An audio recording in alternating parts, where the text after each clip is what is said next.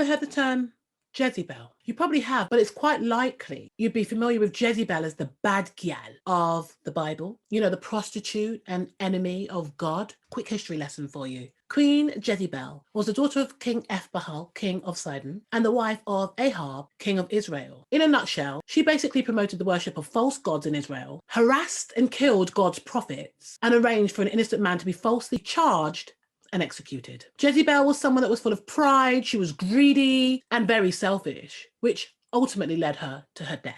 She used her attraction and affection to gain a place in government and was able to use her influence to spread the worship of Baal among the people of Israel. The prophet Elisha, successor to Elijah, sent orders to Jehu, a commander in Joram's army, to eliminate all of Ahab's descendants. Obviously, Ahab was king of Israel, Jezebel's husband. Jehu killed Joram, then proceeded to Jezreel, and then proceeded to find Queen Jezebel. In the Bible, we learn that when Jezebel knew that Jehu was en route, so to speak, she apparently put a full face of makeup on, sorted out her hair, and then went over and looked out of the window, confident. Now, she didn't do all of this to kind of entice Jehu, but it was all about her pride, showing that she is Her Majesty, and basically just highlighting her really haughty spirit. When it was that Jehu arrived and looked up and saw her at the window, he was like, who is on my side?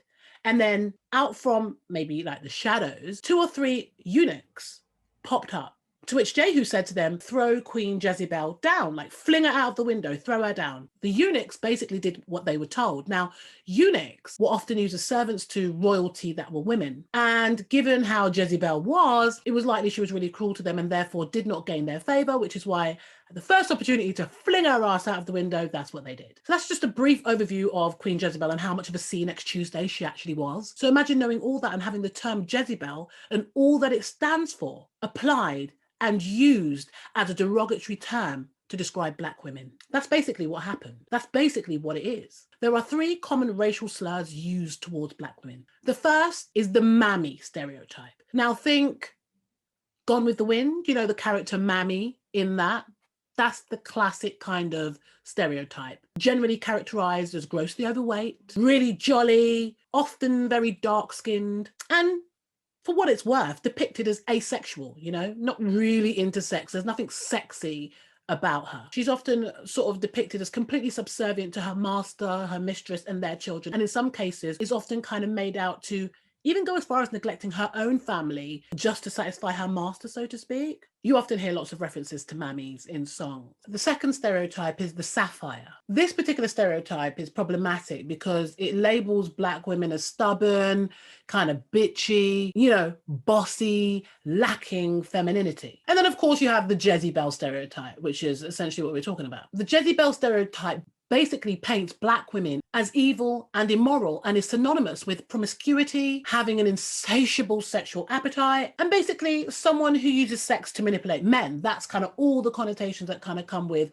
being a Jezebel. A Jezebel is also seen as a conniving temptress that cannot be trusted. Now imagine, during slavery, young Black girls were encouraged to have sex as a way of being social and in a kind of really weird and perverse way as a kind of prep for becoming the breeders that they were going to be later down the line. Because let's be real, slavery would only work if there was enough slaves. So breeding was a massive part of the whole slave program and the steady flow of slaves. When young Black girls became pregnant, because obviously they're out here having sex, and I can't imagine there was much talk about safe sex and ways of protecting yourself, and I can't imagine that at all. The whole pregnancy thing just reinforced the whole Jezebel nature. It was like a vicious circle. These young Black girls that were essentially put out there to have sex are now pregnant, and this is like evidence of their insatiable sexual desires.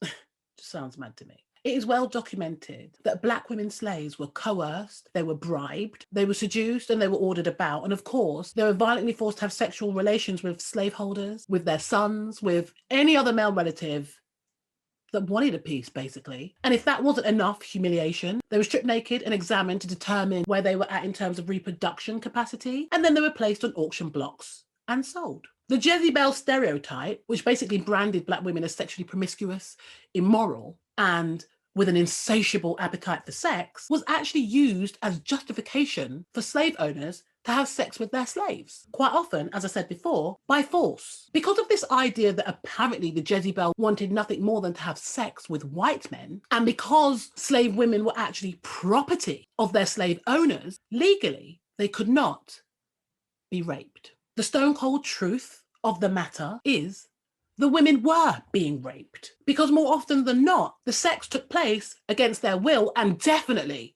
without their consent. Disgustingly, nothing would ever come of it. And the rape of female slaves fast became the most common form of interracial sex. Probably also worth mentioning here that some slave women would agree to have sex with their slave masters after being promised gifts and quite often reduced labor, bribery. Basically, they were bribed. Can you imagine that shit? Yeah, it's pretty unimaginable. Sounds horrific. And the truth is, it was. It was truly horrific. And just by contrast, white women were portrayed as wholesome, modest, self-respecting, and sexually pure. The complete opposite of the apparently promiscuous, lacking in self-control, and somewhat predatory Black Jezebel.